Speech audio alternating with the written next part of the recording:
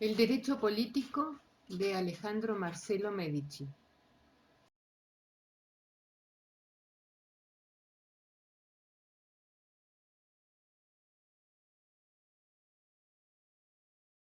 Del reparto o partición de lo sensible.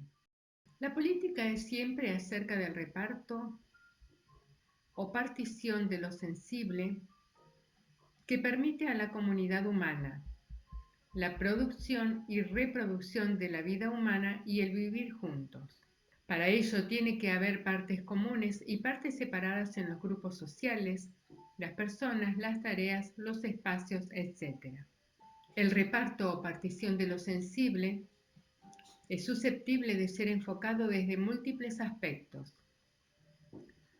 Se trata, en general, de cómo se producen, distribuyen y se decide acerca de la imputación en una sociedad de los bienes que permiten la producción, reproducción y desarrollo de la vida.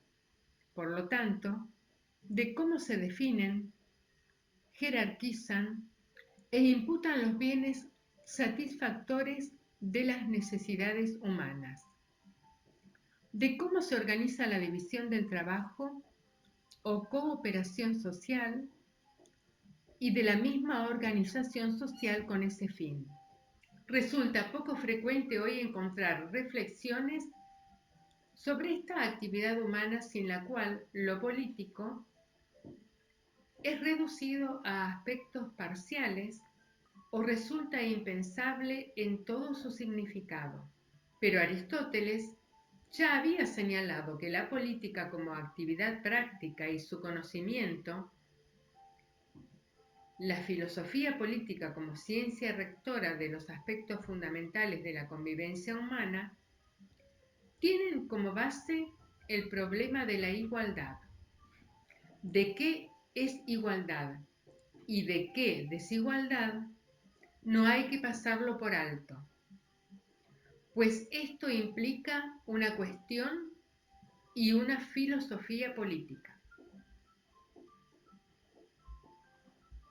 La disociación entre la ciencia política como saber empírico, descriptivo de las relaciones sociales, vinculadas con la política entendida como la competencia, influencia y conflicto por el poder del Estado, es decir, reduciendo la noción de poder a el gobierno, a la influencia sobre o al ejercicio del mismo, es relativamente reciente. Esta disociación surge del proceso de especialización de las ciencias sociales y de un determinado paradigma que tiende a separar la política y la economía, el Estado y la sociedad civil, lo público y lo privado, y que es propio de las sociedades occidentales. El propio término gobierno, de la amplitud de su acepción medieval y renacentista, que significaba en general la conducción de las conductas, se ve limitado a la conducción del Estado.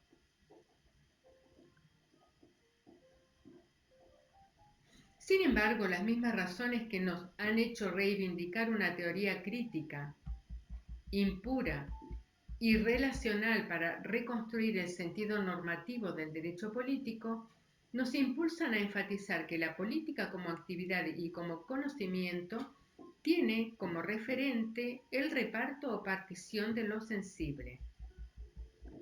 Jacques Rancière denomina el reparto como partición de lo sensible, entendiendo por tal el sistema de evidencias sensibles que revela, al mismo tiempo, la existencia de un común y de los recortes que en él definen lugares y partes respectivas. Una partición de lo sensible fija, por lo tanto, al mismo tiempo, un común compartido y partes exclusivas. Ese reparto de las partes y de los lugares se funda en una partición de espacios, tiempos y tipos de actividades que determinan la forma como un común se presta a la participación y cómo unos y otros toman parte del mismo. El ciudadano, dice Aristóteles en La Política, es quien toma parte en el hecho de gobernar y ser gobernado. Pero otra forma de partición precede ese tomar parte, la que determina a los que toman parte. El animal humano hablante, dice Aristóteles, es zoon politikon, pero el esclavo, si comprende el lenguaje para obedecer, sin embargo, no lo posee. Los artesanos, dice Platón, no pueden participar de las cosas comunes porque ellos no tienen tiempo para dedicarse a otra cosa que no sea su trabajo.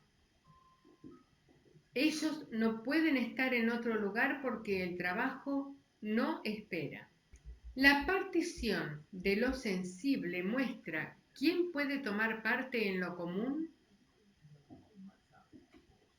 en función de aquello que hace, del tiempo y del espacio en que esa actividad se ejerce. Así, tener esta o aquella ocupación define competencias e incompetencias para lo común, es decir, para el grado de participación o para la exclusión en el gobierno o en la riqueza generada por la sociedad. Define el hecho de ser o no común, o de ser extraño, de estar dotado de una palabra audible sobre lo común, etc. Existe, por lo tanto, en la base de la política, una estética. Es un recorte de los tiempos y de los espacios, de lo visible y de lo invisible, de la palabra y del ruido, que define al mismo tiempo el lugar y lo que está en juego en la política como forma de experiencia. La política se ocupa para Rancière del reparto, de lo que se ve y de lo que se puede decir sobre lo que es visto, de quién tiene competencia para ver y cualidad para decir, de las propiedades del espacio y de los posibles del tiempo. Por otra parte, la distribución de estas estrategias incide en la extensión de la competencia pública estatal o de la esfera privada, que varía históricamente con los distintos marcos de gobierno. Por su parte, Enrique Marí nos cuenta cómo la historia del reparto del poder y de su correlación en lo social con jerarquías desiguales ha sido secularmente acompañada por un dispositivo de legitimación. Convergen en este dispositivo, por un lado, la construcción de un discurso del orden justificado como natural o divino, la de ser un orden necesario para el provecho del mundo, aunque se trate, en verdad, de un cierto orden, o sea, impuesto para el provecho específico de algún grupo social. Por otro lado, el imaginario social, compleja amalgama en que el discurso se inserta en ficciones, mitos y prácticas rituales como ceremonias, banderas, cánticos e himnos, distribución de espacios, rangos y prestigios, manejos de ruidos y silencios, escenas que ponen en relación al individuo con lo solemne de la palabra. Este reparto ha sido objeto de numerosas metáforas acerca de la organización y funciones de la parte de la comunidad política, desde la célebre metáfora antropomórfica de la República Platónica hasta la del Leviatán de Hobbes, y ha buscado siempre estabilizarse y organizarse por medio de normas de conducta respaldadas por la coacción, es decir, por medio del derecho. El derecho como reparto y el derecho en el reparto.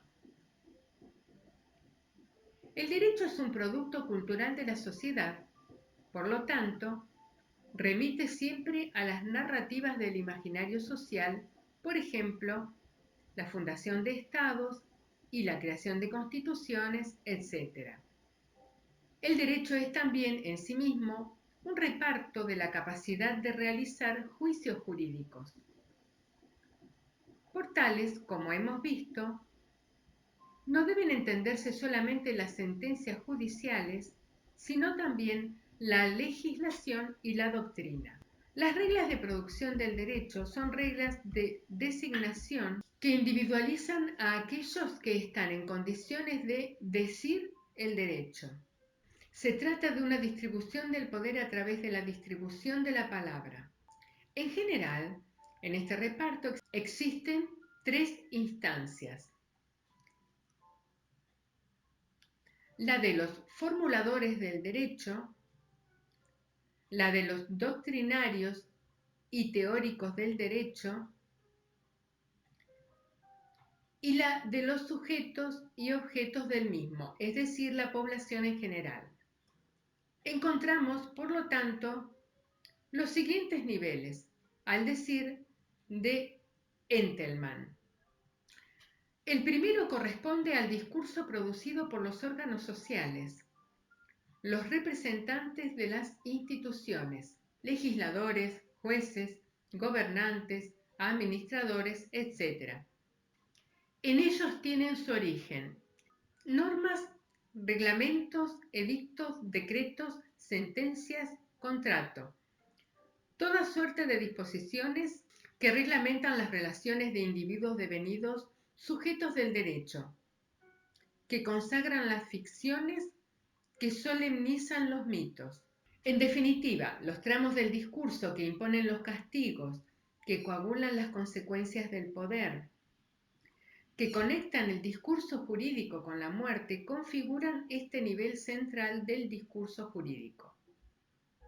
El segundo nivel está dado por las teorías, doctrinas, discusiones acerca de las prácticas jurídicas del nivel anterior.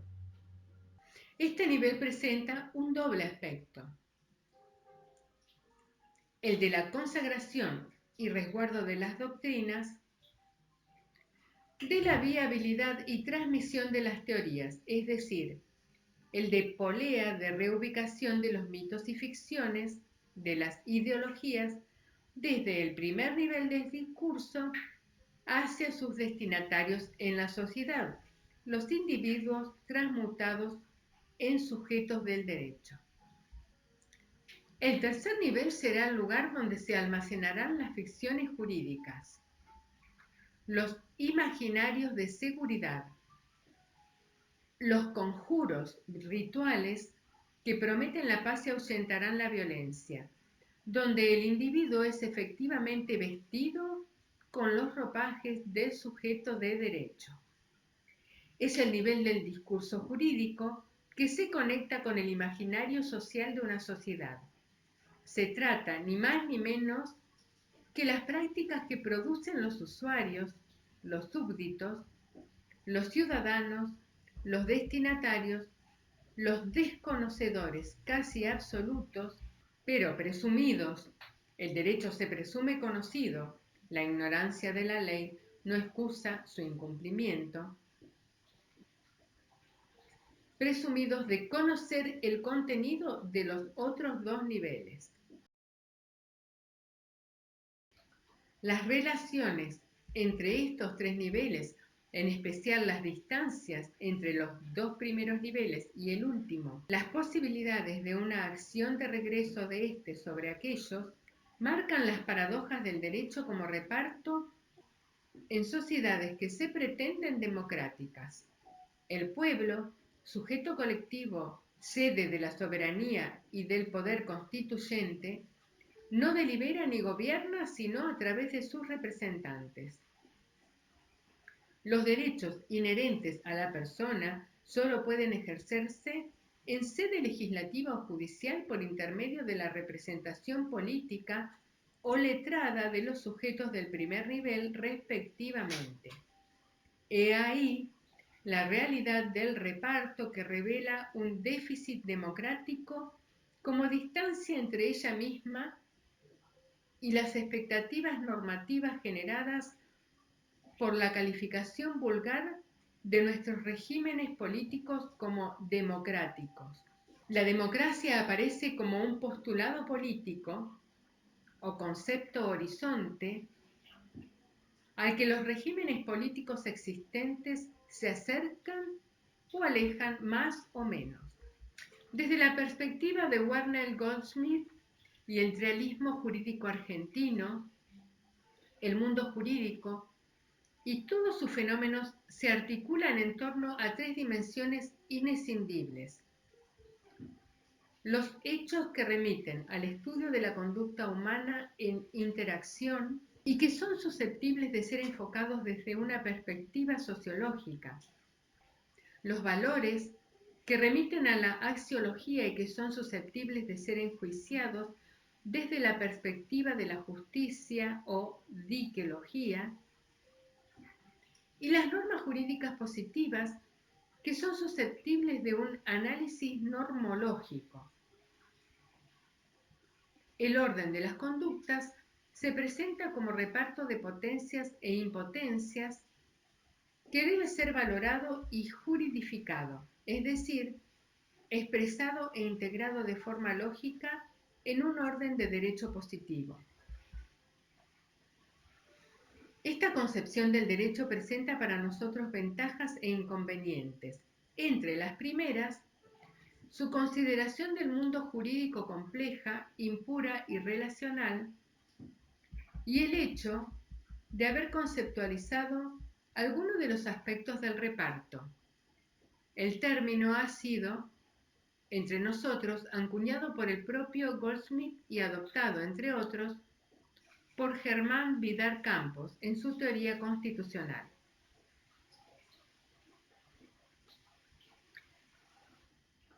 Y entre los segundos, su concepción de los valores y de la justicia como eternos, inmutables, puestos más allá del dinamismo de las contingencias históricas. En todo caso, el valor justicia, que ya está ahí, flotando eternamente sobre la humanidad, va siendo descubierto.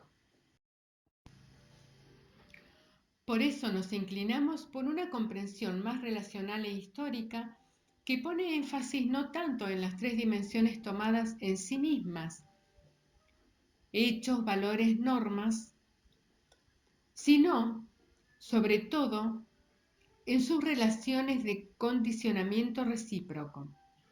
Y por otra parte,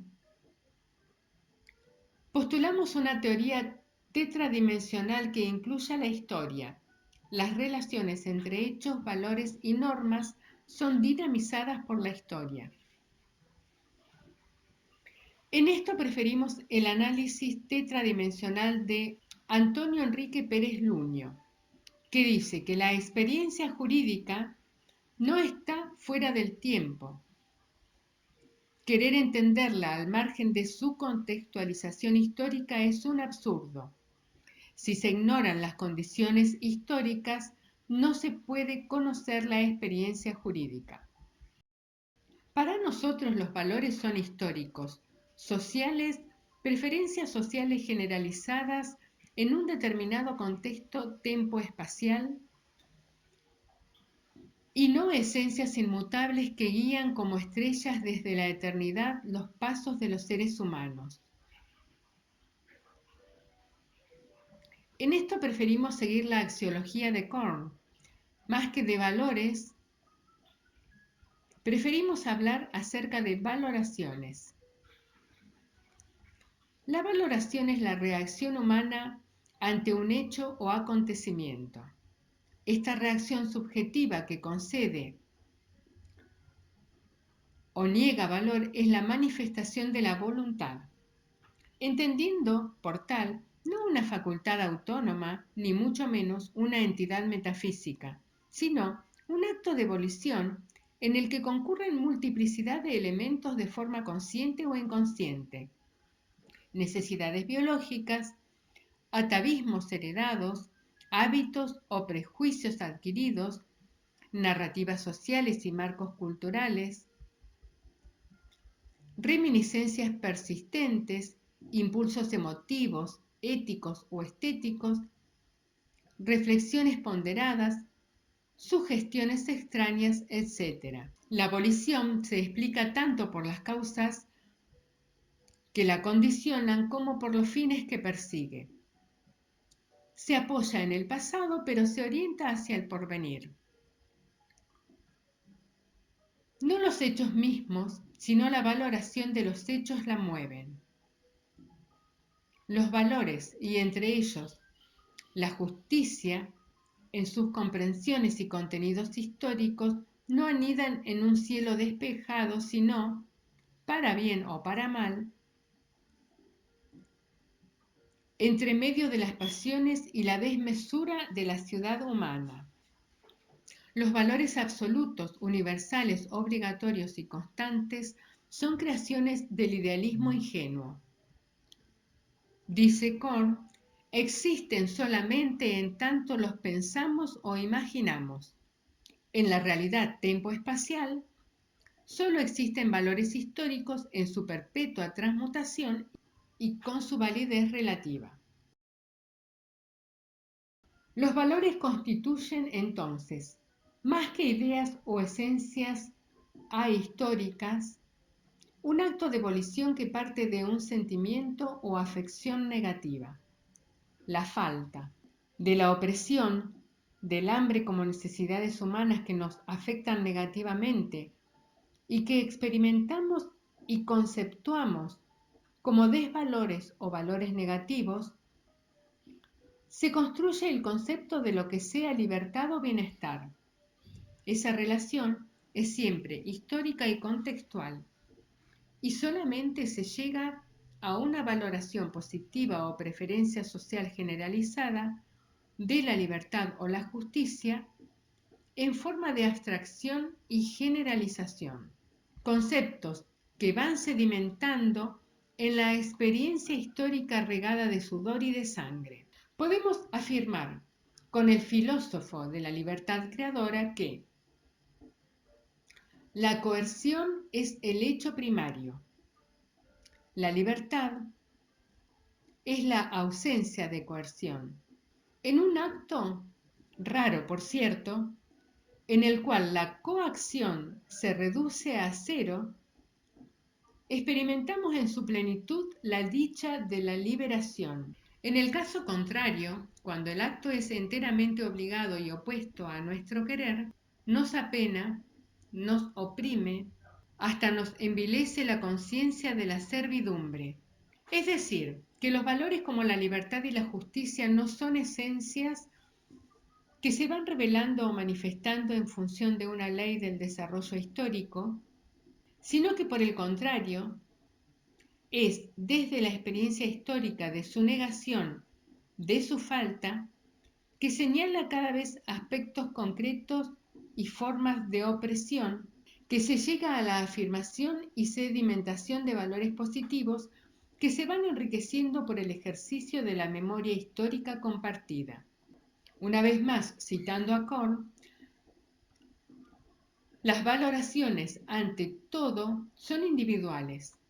Cada uno es dueño de aceptarlas o rechazarlas, pero la comunidad gregaria de la especie, la comunidad de la estructura psicológica, la comunidad de los intereses, la comunidad de los antecedentes históricos determinan valoraciones colectivas en círculos más o menos extensos. Si existe algo así como un progreso de ciertos valores que nos permiten hablar de un proceso de humanización, el mismo es ambiguo y contingente, actuado de forma intersubjetiva y sometido a constantes desmentidas históricas, retrocesos tanto o más que avances. Es el producto de una sedimentación histórica de las preferencias sociales generalizadas y repetidas, cognoscibles a través de procesos de elaboración, generalización y abstracción conceptual que quedan depositados en la memoria compartida.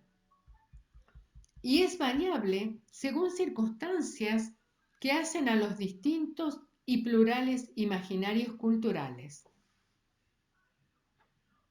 Pero, volviendo a lo que nos ocupa centralmente, que es el tema del reparto, Hechas estas objeciones, la descripción del mismo hecha por Goldsmith es un buen punto de partida para comprender su intrínseca politicidad y su relación con el derecho.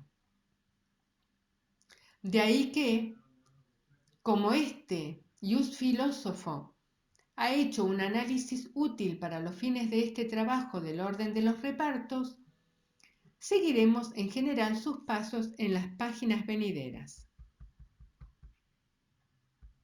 Hay que partir, dice Goldsmith, de las adjudicaciones de potencia e impotencia en la sociedad humana. Por potencia entiende todo aquello que favorece la producción, reproducción y desarrollo de la vida.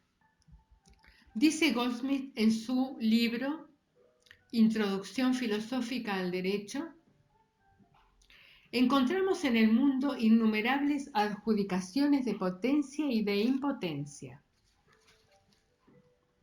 La concepción y luego el nacimiento de un ser vivo le adjudica la básica potencia de la vida, y el morir le adjudica impotencia de la muerte. Salud y enfermedad, juventud y vejez, ayuda y desamparo, saber e ignorancia, virtud y vicio, riqueza y pobreza constituyen otros tantos ejemplos de potencia e impotencia adjudicados a cuantos pueblan esta tierra.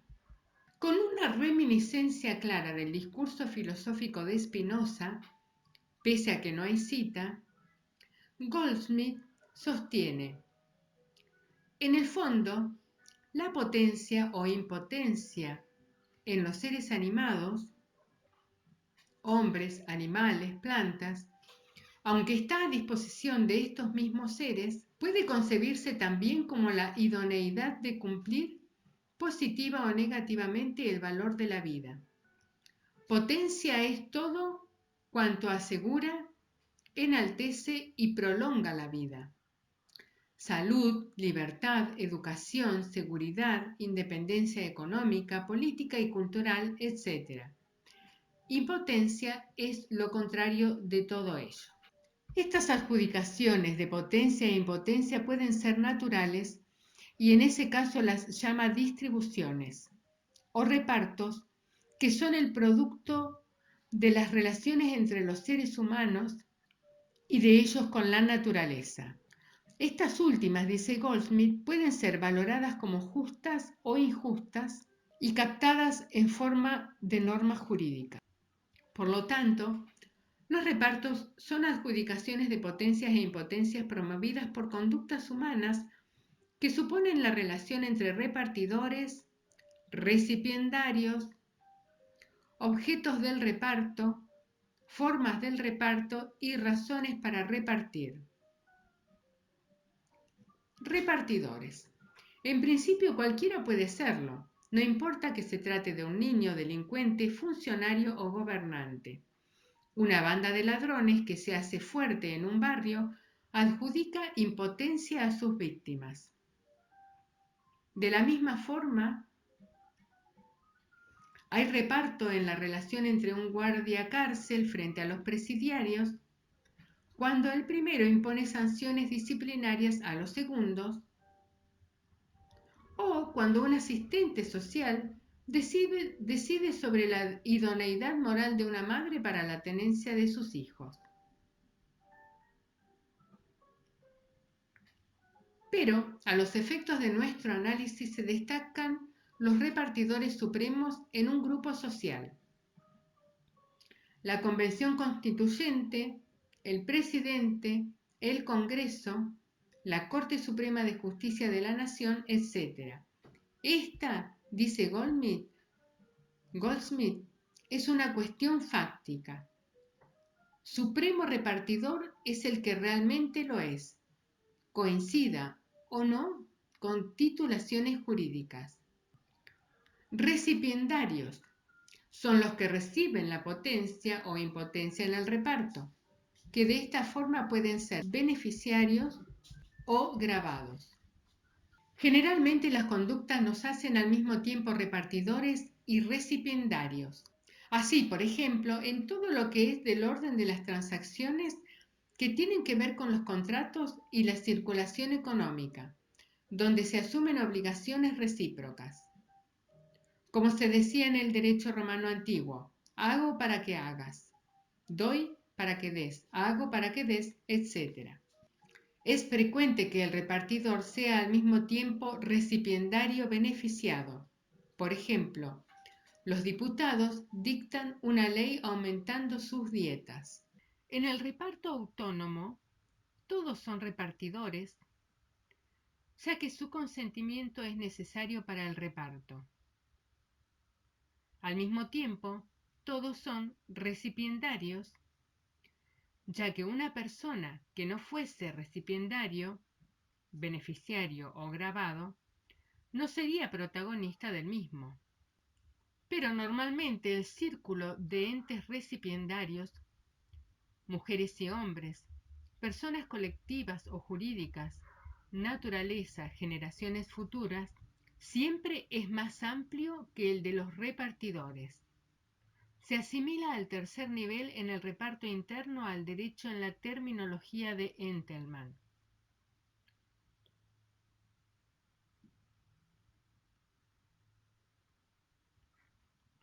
Objetos del reparto. Es la potencia o impotencia lo que se adjudica en el reparto. Todo lo que favorece la producción, reproducción y desarrollo de la vida tiene que ver con la potencia, y todo lo que es contrario a la misma con la impotencia. Por eso, no se debe confundir la potencia e impotencia como objeto principal con los objetos materiales sobre los que algunas veces se ejercen aquellas. Por ejemplo, en la transferencia del dominio o del uso de un departamento, la potencia no es el departamento, sino el acceso a la vivienda.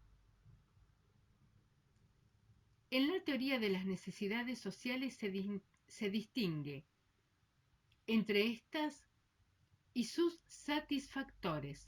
Por lo tanto, la potencia o impotencia está dada por la satisfacción o no de las mismas.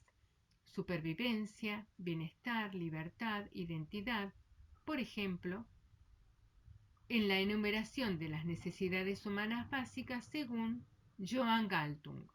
Entonces, la potencia como satisfacción de necesidades es el objeto principal del reparto, salud, habitación, educación, etc., y no debe confundirse con sus satisfactores, el hospital público o seguro de salud, el acceso a la vivienda digna, la escuela pública, etc.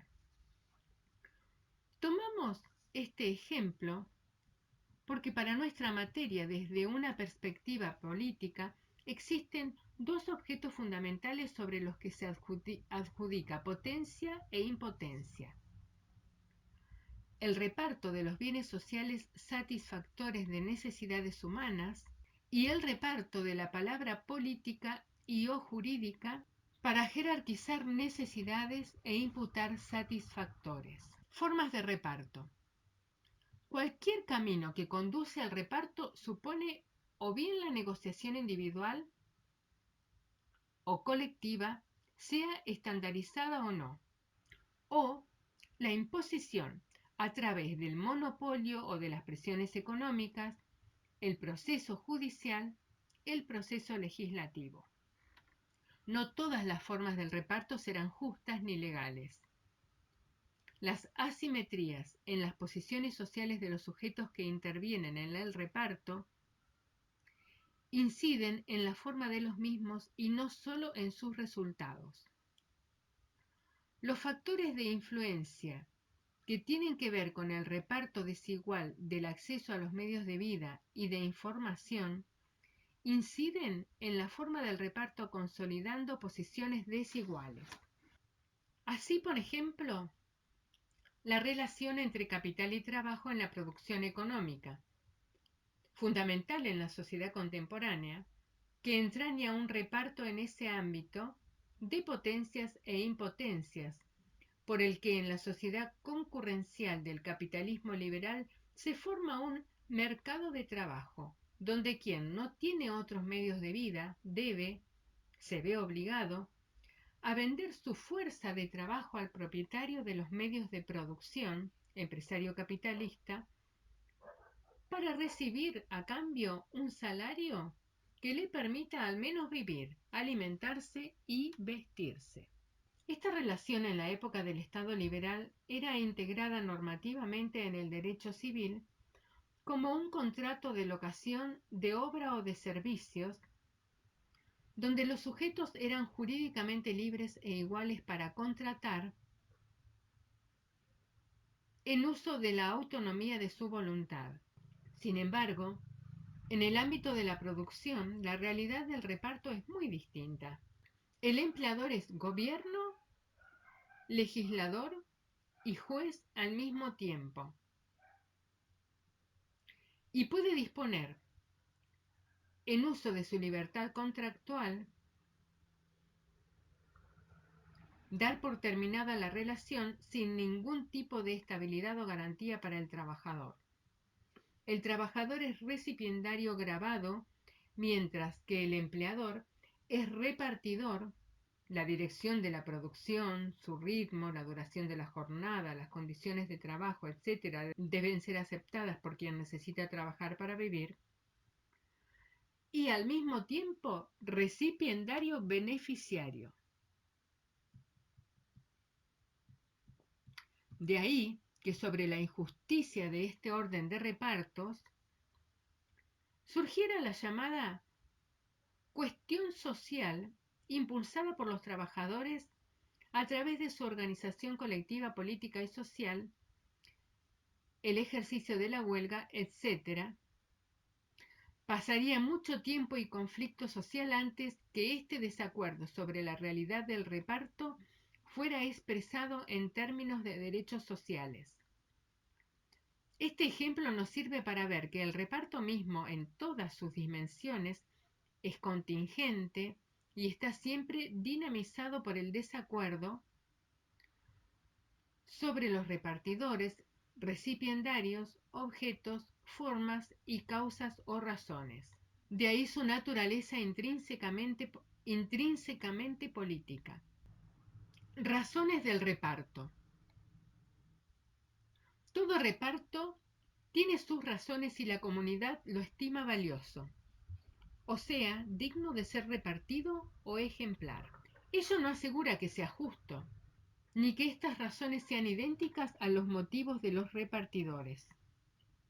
Aquí, más que de razones vinculadas a lo razonable o racional, se trata de las justificaciones o estrategias de legitimización del orden de los repartos, siempre fuertemente ligadas a la cultura política e institucional, como a los prejuicios compartidos y las ideologías sociales. Por ejemplo, dada una ley que consagra la segregación racial en las escuelas, como sucedía en la Sudáfrica del régimen del apartheid hasta los años 1980, o en los estados del sur de los Estados Unidos de Norteamérica hasta la década de 1960, habrá que distinguir distintos tipos de razones. En primer lugar, por ejemplo, razones pedagógicas alegadas por los repartidores, diputados que votaron y mantienen la ley, que en realidad, más allá de esas justificaciones, actúan movidos por especulaciones electorales, móviles verdaderos de los repartidores, al tratar de conservar el voto mayoritario en una comunidad donde sostienen fuertes prejuicios raciales explícitos o implícitos, lo que hace que la ley en cuestión pueda ser considerada por la comunidad como necesaria en función de dichos prejuicios raciales feroces, razones socialmente valederas. Sin embargo, todo eso no asegura la justicia de la ley. Se trata de distinguir entre razón alegada, razón motivadora y razón socialmente valedera, que no siempre coinciden ni se confunden. Clases de reparto. En el reparto autoritario, el repartidor lleva a cabo el mismo sin preocuparse por la conformidad o disconformidad de los demás protagonistas.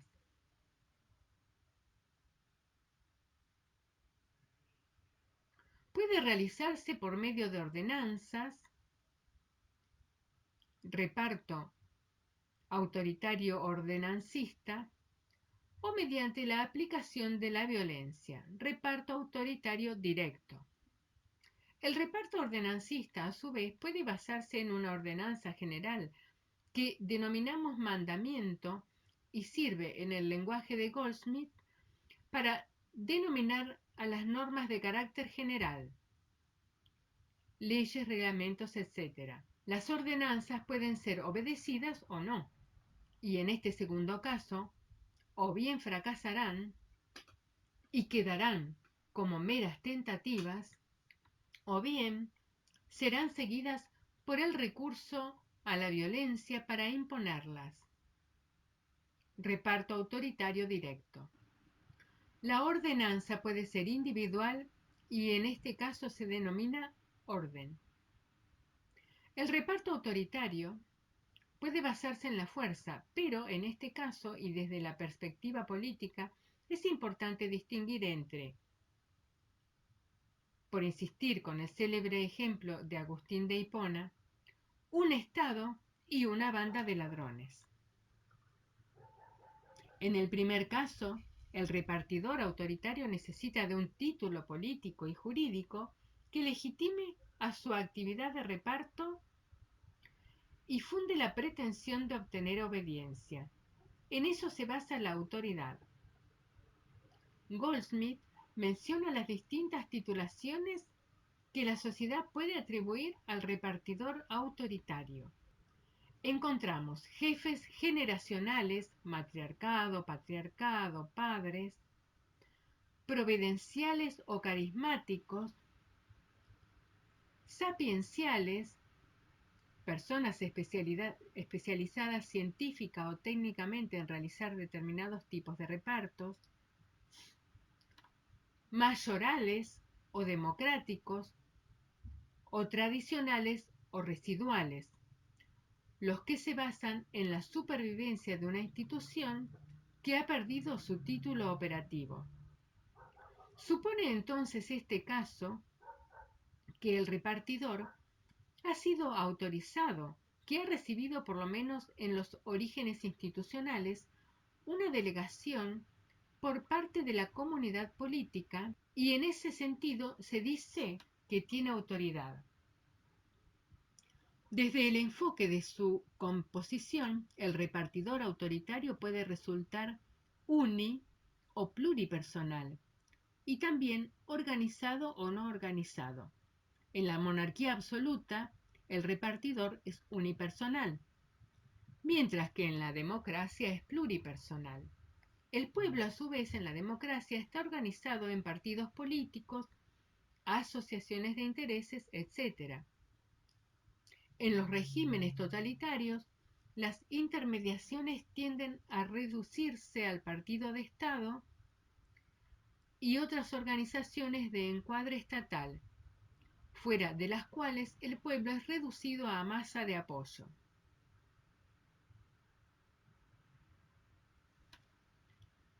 Los repartidores autoritarios supremos solo excepcionalmente realizan repartos autoritarios directos, e inclusive dentro del ámbito de los repartos ordenancistas, normalmente no se sirven de órdenes. El auténtico lenguaje de los supremos repartidores autoritarios es el mandamiento.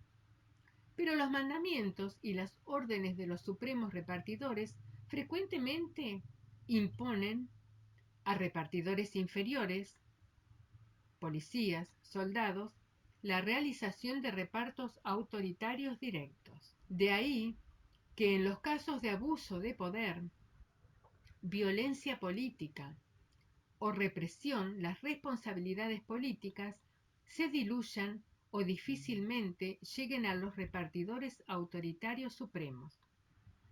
El reparto autoritario funciona entonces en base a una combinación de ordenanza y fuerza directa, hegemonía y coerción, diría Antonio Gramsci, por lo que el objeto del reparto resulta para los demás recipiendarios en alguna impotencia.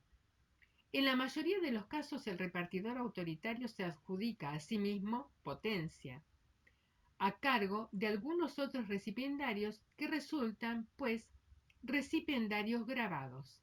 Cuando el repartidor autorizado actúa fuera del marco de autorización, tomándose a sí mismo como fuente de autoridad, se produce el fenómeno de lo que Enrique Dussel llama un poder fetichizado, como poder sobre o dominación, que se torna en autorreferente por más que invoque discursivamente una fundamentación en la delegación originaria de la potentia de la comunidad que lo instituyó como potestas.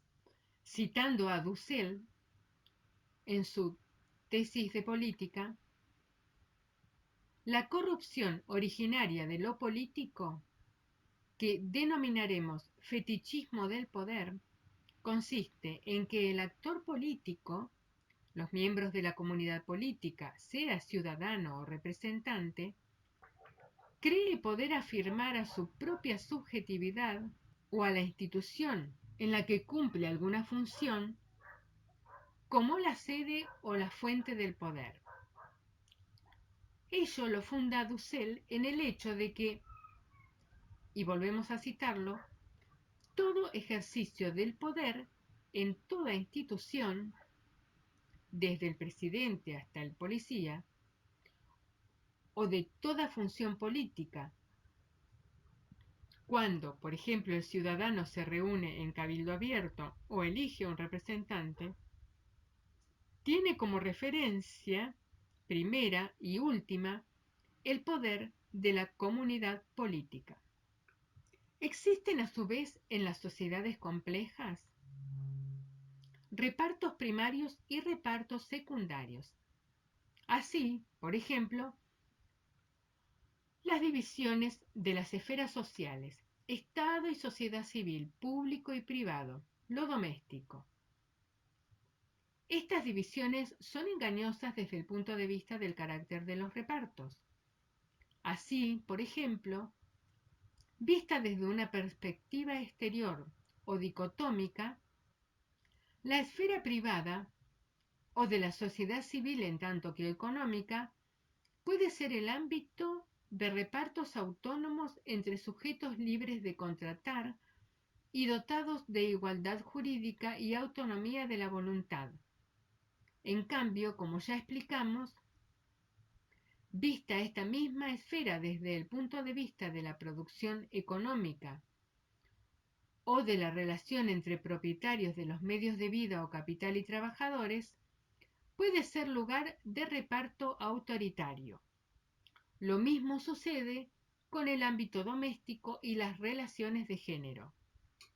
Es necesario, por lo tanto, no restringir la consideración del reparto a una esfera de relaciones, por ejemplo, la política entendida en sentido usual, ya que un Estado constitucional de derecho democráticamente organizado y con igualdad jurídica formal de derechos y obligaciones de sus ciudadanos puede coexistir con espacios donde los repartos secundarios funcionan en base al autoritarismo y la violencia, donde, por ejemplo, el empresario capitalista y el paterfamilias constituyen verdaderos poderes absolutos con posibilidad de ejercer violencia directa para imponer sus mandatos y órdenes.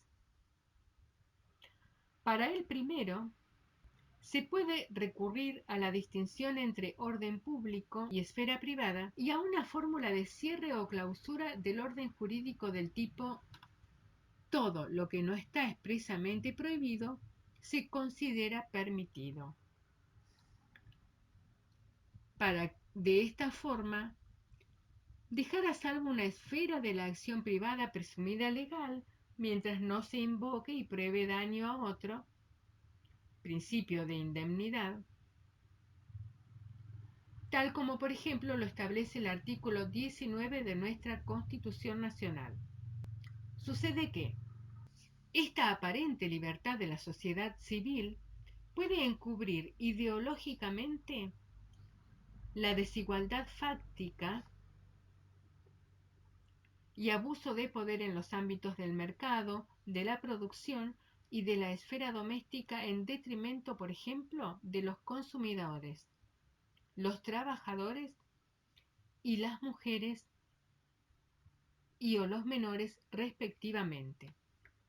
Un monismo jurídico de tipo crítico, en cambio, como es el garantismo jurídico de Luigi Ferrajoli, tenderá a ver en estos mismos ejemplos casos de poderes sociales salvajes praeterlegem, lagunas de regulación garantista del orden jurídico. Por su parte, las perspectivas del pluralismo jurídico de, por ejemplo, un Boaventura de Sousa Santos, un David Sánchez Rubio o de un Antonio Carlos Wolmer, tenderán a ver repartos diferentes o relativamente autónomos en el ámbito del mercado, de la producción y doméstico. Otros tantos modos de producción del poder y del derecho. Los repartos autónomos, en cambio, se llevan a efecto sin que intervenga ni ordenanza ni coacción directa. Los protagonistas del reparto participan de un acuerdo para que el reparto se cumpla. No debe confundirse el acuerdo con la figura jurídica del contrato. Aquel debe perdurar a través de la voluntad concordante de sus partes. Este, aunque sea incumplido, sigue vigente y vinculante a los efectos de su reclamo, por ejemplo, ante los tribunales. Esta distinción es importante en teoría política y se encuentra comparando las teorías de Hobbes y de Rousseau, donde el primero habla de pacto, en realidad está invocando una figura que se asemeja más al contrato, mientras que el segundo titula su libro más conocido El contrato social o Principios de Derecho Político, y sin embargo se está refiriendo a un acuerdo. En efecto, el Pactum Unionis et Successionis, definido en el Leviatán de Hobbes, es en realidad de índole contractual jurídico-política, ya que es irrevocable por el pueblo que queda sometido al soberano instituido. En cambio, el contrato social de Rousseau, pese a su denominación, denota y connota, en la doctrina del ginebrino, un acuerdo voluntario irrevocable por el pueblo que conserva la soberanía y que puede destituir al gobierno en cualquier momento. El reparto autónomo se basa en la cooperación social. Desde el punto de vista de su duración, la cooperación puede ser pasajera o estable. Los ciudadanos que concurren ocasionalmente a una manifestación en función de una causa que los convoca dan lugar a una cooperación pasajera. Quienes trabajan o activan en una misma asociación o partido están vinculados por una cooperación permanente. Desde el punto de vista de los intereses en juego, puede haber una cooperación entre intereses comunes, cooperación igual, o entre intereses diversos e inclusive opuestos y hasta antagónicos, cooperación desigual. En el primer caso, por ejemplo, los miembros de una empresa organizada de forma cooperativa o autogestionaria. En cambio, el segundo caso se ejemplifica mejor por las relaciones de un vendedor y de un comprador, de un empresario y de sus trabajadores. En términos de George Gurvitch, se da en la cooperación igual un nosotros y en la desigual una relación yo-tú o relación mixta de acercamiento-enfrentamiento, como en el contrato individual o la convención colectiva de trabajo entre el capital y los trabajadores. En los repartos autónomos basados en la cooperación social se produce lo que Spinoza llama la composición y acrecentamiento de la potencia mutua de los participantes. Cuando el propio poder o gobierno de la comunidad política se constituye en gran parte de esta forma, estamos ante lo que Enrique Dussel llama la potestas como ejercicio del poder obediencial constantemente legitimado de forma activa por el acuerdo explícito y consciente de la comunidad que manifiesta de esta forma su voluntad de vivir en común, donde la potencia de la comunidad alimenta la potestas del gobierno y viceversa. La fisonomía político-formal de este tipo de situación se acerca más a una democracia participativa donde el momento representativo cumple con su mandato delegado y gobierna obedeciendo, por utilizar la célebre expresión del subcomandante Marcos, retomada por Dussel, a plurales, numerosas y descentralizadas instancias donde se practica la democracia directa para definir la cooperación y los repartos autónomos. Relaciones entre repartos autoritarios y autónomos. Las relaciones entre los repartos autoritarios y autónomos pueden ser de diversos tipos. A. Relaciones de equivalencia. Pueden ser de transformación o de interpenetración. Las relaciones de transformación pueden consistir o en la transformación de un reparto autoritario en un reparto autónomo o en la conversión de un reparto autónomo en uno autoritario. La primera situación es típicamente aquella de los procesos de descolonización, como cuando una colonia se independiza del poder metropolitano o imperial que la sojuzgaba, o cuando un grupo social consigue liberarse de algún tipo de relación opresiva en la que se le adjudicaba impotencia, como el apartheid sudafricano o la sociedad argentina en su transición desde el proceso de reorganización nacional hacia la democracia. La segunda situación se produce cuando, desde un reparto autónomo, se produce un deslizamiento hacia un reparto autoritario. Por ejemplo, cuando a principios de la década de los 70, el presidente electo en Uruguay, José María Bordaberry, permitió que los militares tomaran el control del país pese a su permanencia formal en el poder. O cuando en los 90 el presidente electo del Perú, Alberto Fujimori, clausuró el funcionamiento del Congreso de su país por medio de un autogolpe de Estado. B. La interpenetración o compenetración de repartos autoritarios y autónomos. Este tipo de relación se produce cuando la autonomía se ejerce dentro de un marco de autoridad. Por ejemplo, las políticas de participación local, como los presupuestos participativos, permiten que dentro del marco de competencias municipales y de los procedimientos de elaboración del presupuesto municipal, un proceso de participación y deliberación de la ciudadanía sobre las prioridades de gasto dentro de la porción del presupuesto municipal puesto a debate. Otro ejemplo son los contratos de trabajo, donde la autonomía de la voluntad y la libertad de contratar están restringidas por la Constitución Nacional en su artículo 14 bis, la Ley de Contrato de Trabajo y los convenios colectivos de trabajo si los hubiere. Lo mismo sucede en la relación de consumo por el artículo 42 de la Constitución Nacional y Ley de Defensa de los Consumidores con sus correspondientes normas administrativas reglamentarias. En estos casos, el ejercicio de la autonomía en el reparto es limitado por un marco de regulación ordenancista en función del interés u orden público que tutela a las partes potencialmente más débiles de la relación, trabajadores frente a empresarios y consumidores frente a comerciantes y empresas.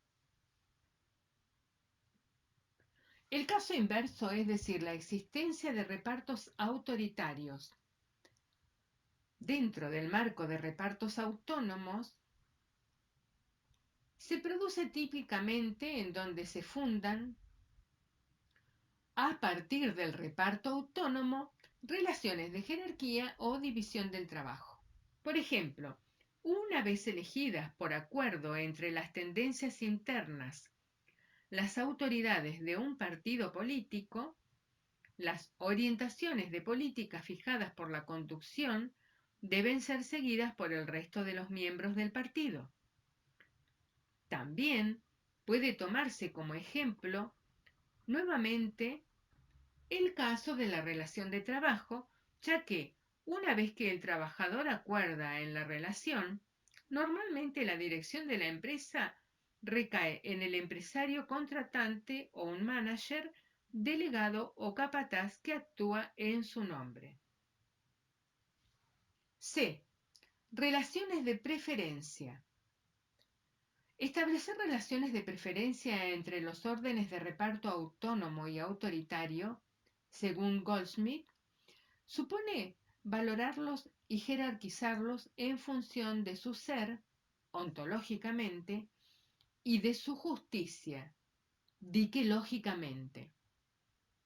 El reparto autónomo es ontológica y éticamente superior al reparto autoritario. Ontológicamente, por la sencilla razón de que puede haber y hay grupos que viven solo a través de repartos autónomos, mientras que no es posible ni imaginable un grupo que se desarrolle exclusivamente en pos de repartos autoritarios. Por otra parte, entre los repartos autoritarios, como vimos, hay que distinguir entre los ordenancistas y los directos. Los repartos autoritarios ordenancistas son imposibles sin repartos autónomos enquistados.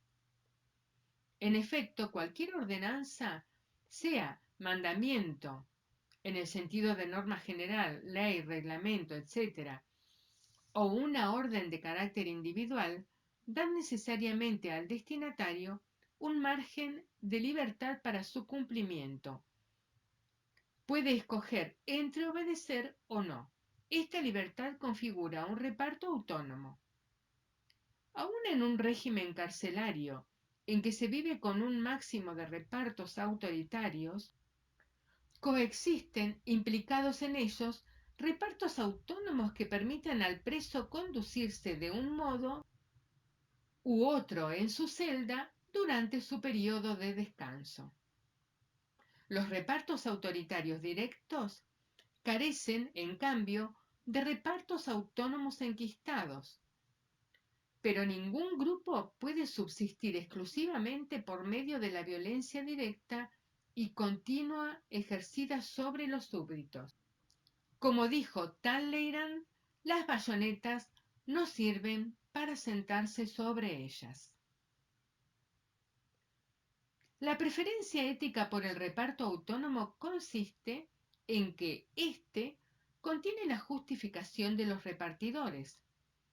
Los interesados, afectados o involucrados en un reparto, si se ponen de acuerdo sobre él, siempre actúan como repartidores, lo cual ya marca un piso mínimo de justicia que puede predicarse del reparto. Los repartidores autoritarios, por el contrario, siempre cometen un grado de injusticia, la de invadir la esfera de libertad de los recipiendarios gravados y excluidos de la decisión sobre el reparto que los afecta. En este marco de comprensión del orden de los repartos, entenderemos por democracia el régimen en que funcionan como repartidores la mayoría de los miembros de la comunidad y como democracia directa el régimen en que dichos miembros actúan sin intermediarios, diputados, senadores. Se puede afirmar que el imperio de la democracia directa es la última verdad en un grupo humano. En los sistemas políticos representativos contemporáneos, donde se ha normalizado una poliarquía electoral, según Robert Dahl, que sirve para seleccionar las élites que ejercerán el poder en nombre de los ciudadanos, donde la participación de los ciudadanos se reduce a emitir un voto a favor de alguno de los candidatos que le presentan los partidos políticos, el reparto, si bien puede tener un consenso o acuerdo fundacional, tiende a transformarse en la mayor parte del tiempo y de las materias del gobierno en un reparto autoritario ordenancista, donde, como explícitamente lo dice el artículo 22 de nuestra Constitución, el pueblo no delibera ni gobierna sino por medio de sus representantes. Esta situación generalizada marca no sólo una crisis de la democracia entendida como forma política de gobierno, gobierno del pueblo, por el pueblo y para el pueblo, según la célebre fórmula de Lincoln en su discurso de Gettysburg, sino también una crisis moral en tanto la democracia se basa en la prioridad de los repartos autónomos sobre los autoritarios y es por eso axiológicamente superior en su justicia. Esta crisis moral de la democracia, el déficit democrático, que no se reduce solamente a una cuestión de ingeniería electoral, es una de las causas del malestar de la cultura política contemporánea donde la democracia se va transformando en un eslogan más o menos vacío de contenido sustancial. Cuando, por los procesos económicos y técnicos de la economía transnacionalizada o el orden político mundial, decisiones políticas y o económicas que afectan la vida de millares de personas tienden a tomarse en sedes lejanas a la capacidad de control o influencia por los afectados, los repartos autoritarios tienden a hacerse autorreferentes. Límites de los repartos. Sus límites están dados por la materialidad de la naturaleza y sus leyes, por la historia y por la supervivencia humana misma. Así, por ejemplo, la idea de progreso indefinido por medio de una relación entre la humanidad y la naturaleza, donde ésta aparece siempre como recipiendario grabado, aparece limitada por la fragilidad de la biosfera, el manto de vida que rodea la corteza terrestre. Su sustentación y reproducción marca un límite absoluto para la posibilidad humana de dominio científico-técnico sobre su entorno, para el crecimiento económico y para la supervivencia de la civilización tal como la conocemos. Lo mismo sucede con las leyes que hacen a la lógica.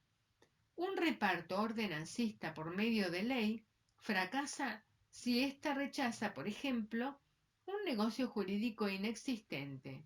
También incurre en contradicción lógica el legislador que decreta la ausencia de lagunas en el orden jurídico, a lo sumo puede prescribir un procedimiento normativo jurídico e interpretativo a seguir en caso de verificarse la presencia de una laguna del derecho.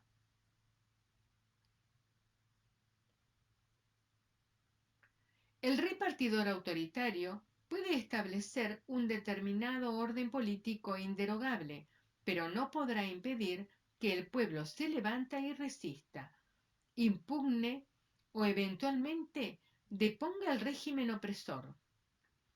Hay por lo tanto también límites políticos sociales modulados por lo que Ferdinand Lassalle llamaba la Constitución real, formada por los factores reales de poder de una sociedad que nunca coincide totalmente con la constitución jurídica formal, limitándola, modulándola o tensionándola de diversas formas. Por otra parte, existen también los límites jurídicos sustanciales y formales que establece el derecho en tanto que deber ser o normatividad positiva del reparto, los que dependen del grado de eficacia del derecho. Así, por ejemplo, en nuestra sociedad, la formación política argentina, la Constitución y los tratados internacionales con jerarquía constitucional, 31,75 e inciso 22, párrafo 2 de la Constitución Nacional, forman el llamado bloque de constitucionalidad y constituyen el derecho sobre la creación del derecho, dado por normas de conducta que pretenden vincular a los gobiernos y a los poderes sociales públicos y privados en general. La eficacia de este bloque de constitucionalidad depende de muchos factores, pero ella nunca es total. Existe una tensión entre la realidad histórica del reparto y el deber ser o normatividad del mismo, que es la establecida por el derecho, principalmente por las normas de mayor jerarquía generales que en la terminología de Goldschmidt venimos llamando de reparto ordenancista.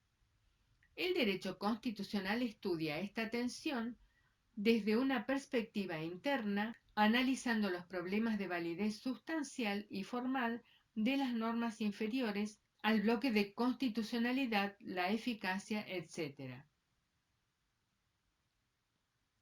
El derecho político, en cambio, estudia este mismo problema desde la perspectiva externa, es decir, desde el punto de vista de la legitimidad en tensión con la legalidad o juridicidad, desde el punto de vista de las ideologías, los intereses y los valores de las fuerzas sociopolíticas que disputan el poder o la influencia sobre el poder.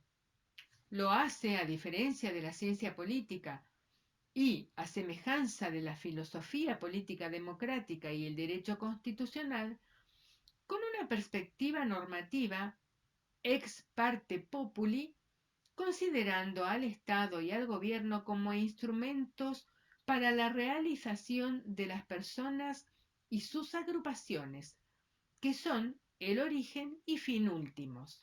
Como veremos con más detalle más adelante, el punto de articulación entre derecho político y derecho constitucional lo constituye sin duda el concepto complejo y multifacético de constitución, así también como el de Estado de Derecho, ya que en ellos se tensa la relación entre los poderes sociales públicos y privados y la libertad y dignidad de las personas.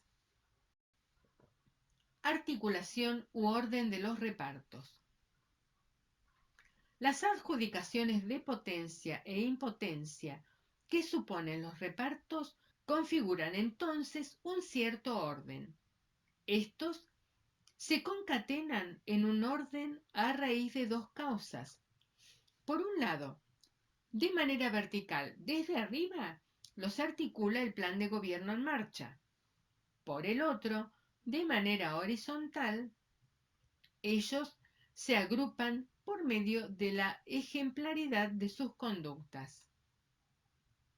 Desde el punto de vista de la primera forma de articulación, el plan de gobierno en marcha, en todo grupo humano existe un plan general de los repartidores supremos, el cual, en cuanto obtiene un grado relevante de obediencia, organiza los repartos según determinados criterios generales.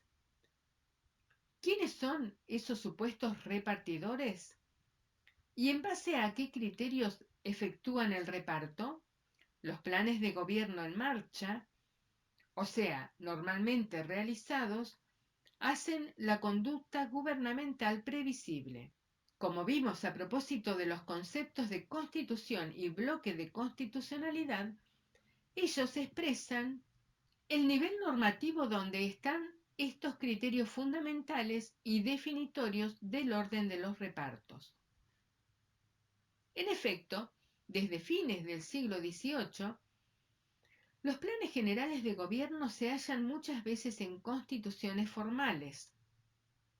Sin embargo, hay que insistir, la Constitución contiene el plan de gobierno en tanto que descripción de un deber ser. Hay que analizar en cambio el reparto en marcha, confrontando su normatividad con su realidad o grado de eficacia. Goldsmith explica que los planes de gobierno pueden clasificarse de la siguiente forma. 1. En cuanto al ámbito espacial de acción, los planes de gobierno pueden ser locales, provinciales, nacionales, regionales o internacionales. Desde un municipio hasta el Mercosur, la OEA, la OMC o la ONU, hay distintas escalas espaciales superpuestas e interpenetradas. Segundo, en cuanto al ámbito objetivo de acción, los planes pueden ser generales o especiales. Por ejemplo, la Constitución formal establece un plan general que sirve de marco para que los distintos equipos de gobernantes establezcan planes más específicos.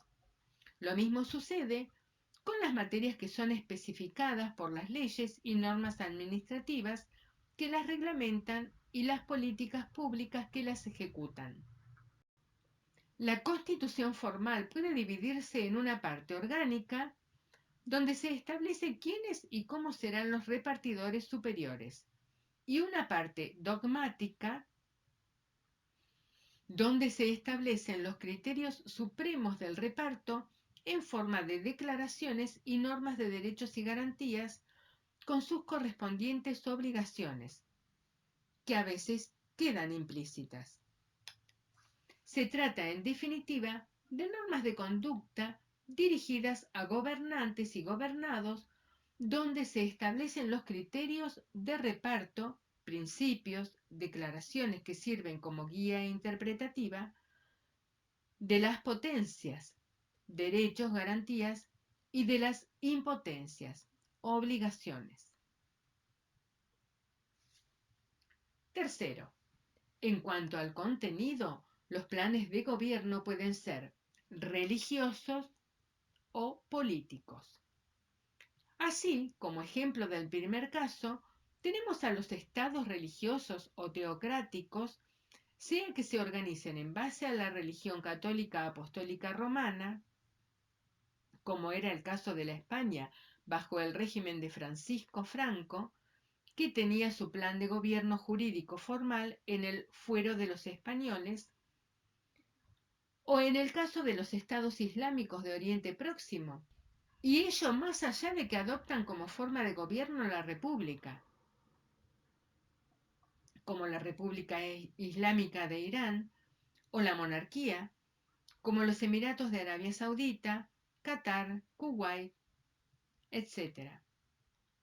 En cambio, como ejemplo de los segundos, tenemos las constituciones laicas o políticas, como la de los Estados Unidos de Norteamérica, la de los Estados europeos o de América Latina, que tienden a separar de diversas maneras la religión de la organización política del Estado, aunque algunas, como la nuestra, en una situación intermedia sostengan una determinada religión. Cuarto, en cuanto al grado de realización, pueden estar en marcha o solo deseados. Constituciones formales incumplidas. Sin embargo, como modo constitutivo del orden de los repartos, funciona solo el plan de gobierno en marcha, en donde habrá que dilucidar en qué medida o grado la Constitución y el orden jurídico es dirigente y tiene fuerza normativa.